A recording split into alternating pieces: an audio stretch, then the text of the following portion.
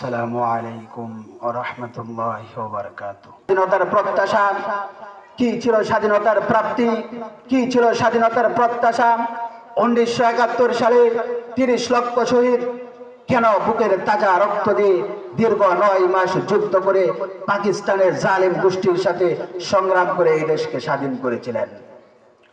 মুহতারাম হাজিরিন, স্বাধীনতার উদ্দেশ্য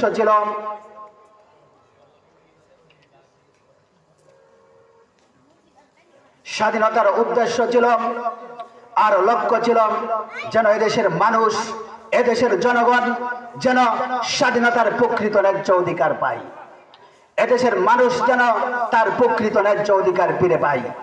মুহতারাম হাজিরিন, কিন্তু আজ আমরা স্বাধীনতার 53 বছর অতিবাহিত হলো, কিন্তু আজও এদেশের মানুষের মুখে হাসি ফুটে নাই। এদেশের মানুষ আজও জালিমের জুলুম নির্যাতন থেকে মুক্তি পায় নাই।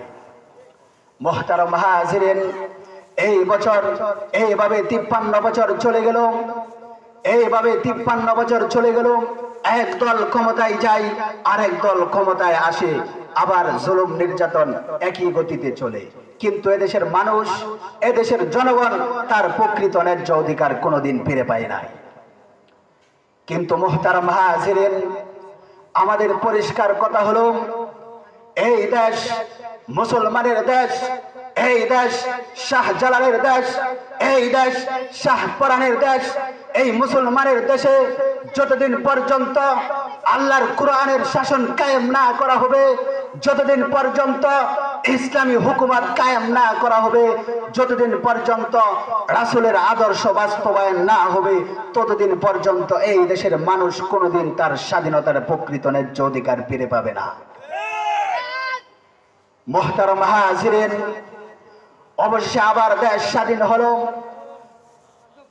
অবশেষে আবার দেশ দ্বিতীয়বার স্বাধীন হলো। মুহতারাম হাজিরিন, এবার কি হয় আল্লাহ রাব্বুল আলামিনই ভালো জানেন।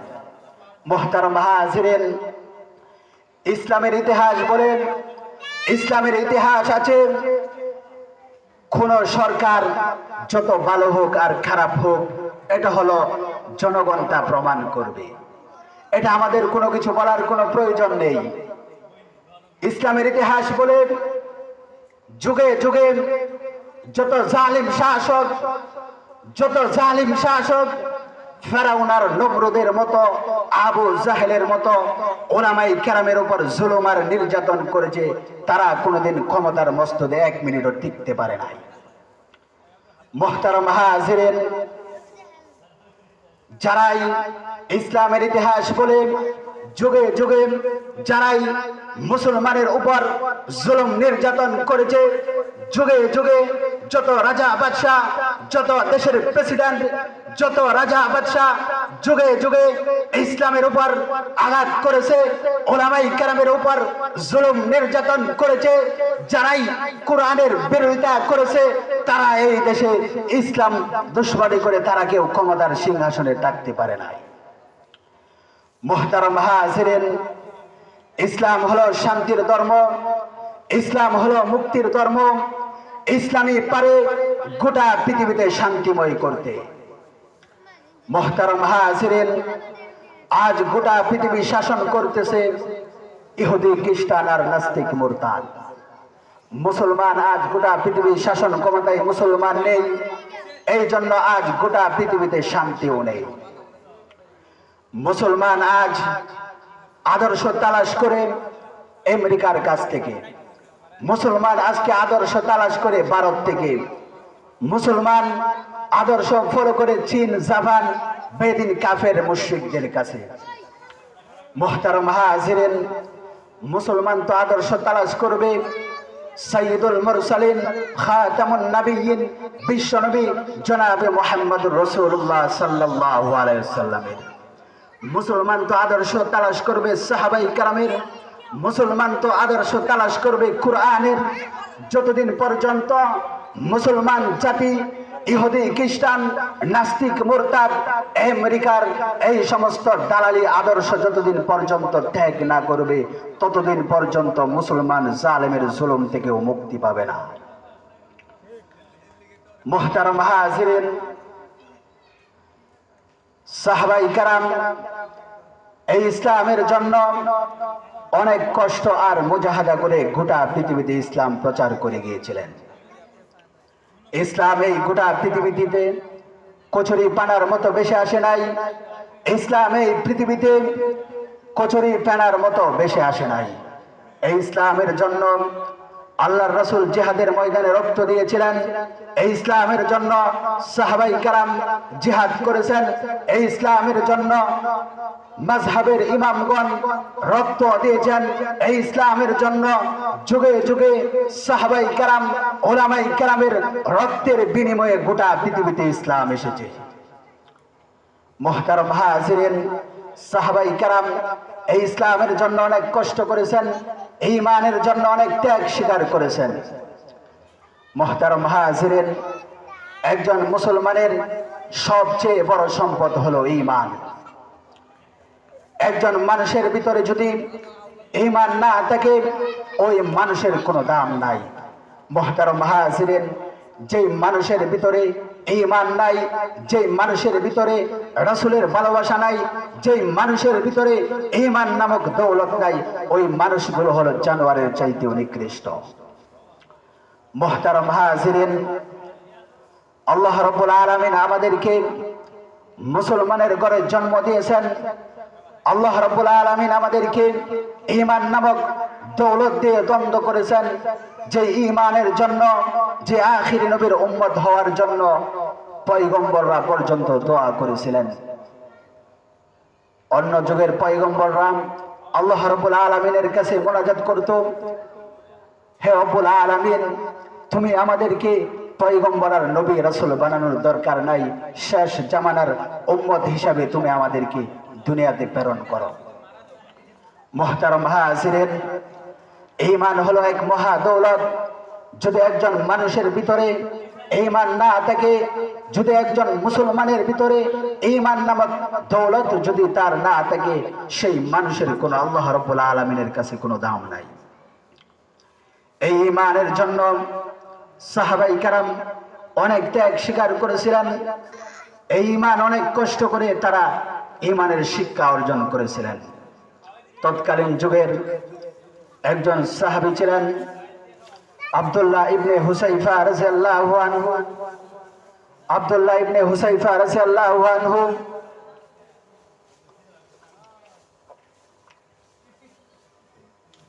এমন একজন সাহাবী ছিলেন যিনি যুদ্ধের ময়দানে অনেক জিহাদ এবং মুজাহিদের ভূমিকায় অনেক অগ্রগামী ছিলেন। মুহতারাম হাজিরিন, তৎকালীন সময়ের রোম সম্রাট, বর্তমান যুগে যেমন ইসলামের দুশমন শক্তি হলো আমেরিকা আর ভারত, তৎকালীন যুগেও সাহাবাই কেরাম এবং আল্লাহর রাসূলের দুশমন শক্তি ছিলেন রোম আর পারস্য। মুহতারাম হাজিরিন, সেই যুগের বাদশা ছিলেন রোম সম্রাট। রোম সম্রাট একদিন তার সৈন্যবাহিনীদেরকে বলল যে মুসলমানদের সাহাবাই কেরামকে গ্রেফতার করতে হবে, তাদের ঈমানকে পরীক্ষা করতে হবে। মুহতারাম হাজিরিন, তখন 5 জন সাহাবীকে তারা গ্রেফতার করল। এর মধ্যে বিশ্ববিখ্যাত একজন সাহাবী ছিলেন আব্দুল্লাহ ইবনে হুযায়ফা রাদিয়াল্লাহু আনহু। মুহতারাম হাজিরিন, আব্দুল্লাহ ইবনে হুযায়ফা রাদিয়াল্লাহু আনহুকে গ্রেফতার করা হলো। গ্রেফতার করে রোম বাদশার সামনে উপস্থিত করা হলো।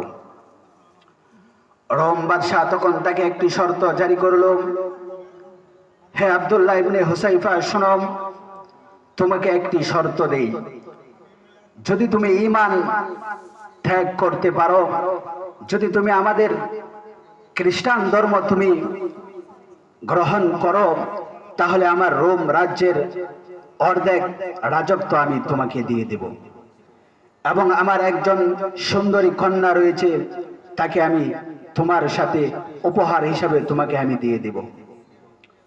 মুহতারাম হাজিরিন, আব্দুল্লাহ ইবনে হুযায়ফাকে যখন এই শর্ত দেওয়া হলো, আব্দুল্লাহ ইবনে হুযায়ফা তখন উচ্চ আওয়াজে বলেছিলেন, ইয়া কালবার রোম, হে রোমের কুকুর, মুসলমান তো সেই জাতি মুসলমান প্রয়োজনে জীবন দেবে, পাশি কাষ্টে জ্বলবে, কিন্তু মুসলমান তার ঈমান নামক দৌলত কোনোদিন ত্যাগ করতে পারবে না। মুহতারাম হাজিরিন, তখন আব্দুল্লাহ ইবনে হুযাইফাকে আবার কঠিন সিদ্ধান্ত গ্রহণ নেওয়া হলো। মুসলমান ভাইরা বন্ধুরা আমার, আব্দুল্লাহ ইবনে হুযাইফা রাদিয়াল্লাহু আনহুকে যখন রোম বাদশা যখন এই শর্ত দিল, এই শর্ত দেওয়ার পর রোম বাদশা তাকে কাবু করতে পারলো না। এবার আব্দুল্লাহ ইবনে হুযাইফাকে নতুন একটা ষড়যন্ত্র, নতুন একটা শর্ত জারি করলো। তার রাষ্ট্রের মধ্যে ঘোষণা করে দিল, আমার রাজ্যের মধ্যে সবচাইতে সুন্দরী যুবতী আছে কি? গোটা দেশ তল্লাশি করে সবচাইতে সুন্দরী একজন যুবতী আমার রাজ দরবারে এনে হাজির করো। মুসলমান ভাইরা বন্ধুরা আমার, গোটা পৃথিবী তল্লাশি করার পর একজন সুন্দরী রূপসী বাদশার দরবারে এনে হাজির করা হলো। সুন্দরী মেয়েটাকে জালেম বাদশা, রোম বাদশা সুন্দরী নারী দিয়ে একটি শর্ত জারি করে দিল, ও সুন্দরী নারী শোনো, তোমাকে আমি এটার জন্য আমার দরবারে এনে হাজির করছি। আল্লাহর নবীর একজন বিশ্ববিখ্যাত সাহাবী আব্দুল্লাহ ইবনে হুযাইফা, একজন সাহাবী আছে, ওই সাহাবীর ঈমান ধ্বংস করার জন্য আমি তোমাকে হাজির করছি। মুসলমান ভাইরা বন্ধুরা আমার, যুবতী মেয়েটাকে তখন শর্ত জারি করে দিল, তোমাকে একটা রুমের ভিতরে ওই আব্দুল্লাহ ইবনে হুযাইফা কে একসাথে করে একটা রুমের ভিতরে তোমাদেরকে প্রবেশ করায়া দিব। তোমাকে সময় দেওয়া হবে 40 দিন। এই 40 দিন সময়ের মধ্যে, এই 40 দিন সময়ের মধ্যে আল্লাহর নবীর বিশ্ববিখ্যাত সাহাবী আব্দুল্লাহ ইবনে হুযাইফার এই ঈমানটাকে নষ্ট করতে হবে, আব্দুল্লাহ ইবনে হুযাইফার এই ঈমানটাকে ধ্বংস করতে হবে। তোমাকে 40 দিন সময় দেওয়া হবে। রুমের ভিতরে প্রবেশ করায়া বাহির থেকে তালা লাগায়া দেওয়া হলো। মুসলমান ভাইরা বন্ধুরা আমার, 40 দিনের খানা খাবার সহ ওই রুমের ভিতরে তাদেরকে রাখা হলো। মুসলমান ভাইরা বন্ধুরা আবার এইভাবে 40 দিন চলে গেল। 40 দিন চলে যাওয়ার পর রুমের দরজাটা খোলা হলো। দরজার তালাটা যখন খোলা হলো, জালেম বাদশা মেয়েটাকে ডাক দিয়া বলে, মা, 40টা দিন তোমাকে সময় দিলাম। আল্লাহর নবীর বিশ্ববিখ্যাত সাহাবী আব্দুল্লাহ ইবনে হুযাইফার ঈমানটাকে ধ্বংস করার জন্য, ও মা, তুমি কি তার ঈমানটাকে ধ্বংস করতে পারছো? মুসলমান ভাইরা বন্ধুরা আমার, খ্রিস্টান যুবতী মেয়েটা তখন ডাক দিয়া বলে, ও বাদশা, শুনেন শুনেন, জিন্দেগিতে কত যুবক দেখলাম, জিন্দেগিতে কত যুবক দেখলাম, কিন্তু এমন আখলাকওয়ালা, এমন চরিত্রবান, এমন আখলাকওয়ালা যুবক জিন্দেগিতে আমি আর কোনোদিন দেখি নাই। যেই যুবকটা 40টা দিন রুমের ভিতরে রইল, আপনারা শর্ত জারি করছেন ওই যুবকের সাথে জিনা ব্যভিচার করে তার ঈমান ধ্বংস করার জন্য, কিন্তু 40টা দিন গেল, এমন আখলাকওয়ালা, এমন চরিত্রবান আল্লাহর নবীর সাহাবী আব্দুল্লাহ ইবনে হুযাইফা, এমন ঈমানদার একজন সাহাবী 40 দিনের ভিতরে জিনা করবে, ব্যভিচার করবে দূরের কথা, আল্লাহর নবীর সাহাবী আব্দুল্লাহ ইবনে হুযাইফা একটা সেকেন্ডের জন্য আমার দিকে একটু দৃষ্টিও দেয় নাই। মুসলমান ভাইরা বন্ধুরা, আব্দুল্লাহ ইবনে হুযাইফা এমন একজন তাকওয়ালা একজন সাহাবী ছিলেন। বাদশা যখন দেখলো এমন ভাবে আর কাজ হলো না, তখন বাদশা এবার কঠিন সিদ্ধান্তে উপনীত হলো।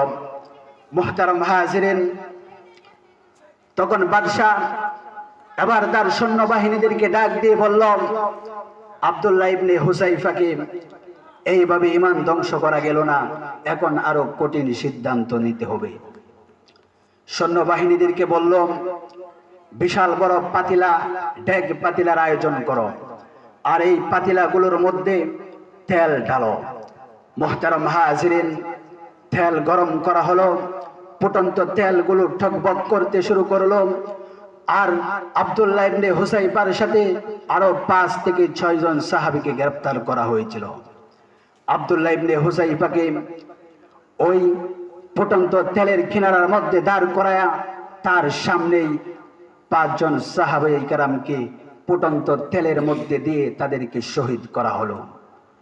সেই সাহাবায়ে কেরামদেরকে ফুটন্ত তেলের মধ্যে দেওয়ার সাথে সাথেই তার শরীরের রক্ত, গোশতগুলো, শরীরের হাড্ডিগুলো, রক্তগুলো আলাদা হয়ে গিয়েছিল। মুহতারাম হাজিরিন, এমন কঠিন নির্যাতন করা হয়েছিল।